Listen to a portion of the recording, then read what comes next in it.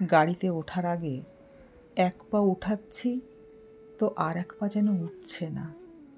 মার ওই করুণ চেহারাটা বারবার মনে খুব ব্যথা দিচ্ছে। আজকের দিনটা থেকে যা মা, সব দিন মা এরকমই বলে, মার আজকে যেন আর শেষ হয় না। আজকে তো বলেই দিল পরের বার এসে আমাকে আর দেখবি না। কেন বললে মা তুমি এরকম? এরকম বলতে নেই, তুমি জানো না কষ্ট হয় আমাদের। সেই শৈশবের দিনগুলোর মতো আর তো এখন থাকা যায় না মা। আমি তো একাকিত্বকে ভীষণভাবে আপন করে নিয়েছি, কিন্তু তোমার ওখানে গেলে আমারও তো ইচ্ছে করে না ফিরতে, তবু আসতে হয়।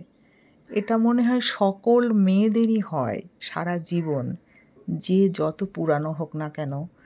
বাপের বাড়ি থেকে ফিরতে মনে হয় কোনো মেয়ের ইচ্ছে করে না, কিন্তু আজকে মনটা ভীষণই খারাপ লাগছে। তবু তো শক্ত হতেই হবে, ফিরতেই হবে নিজের জায়গায়, নিজের সংসার। কালকে গোপাল পুজো ছিল, মা বারবার বলছিল পুজো হোক, কালকে প্রসাদ নিয়ে তারপর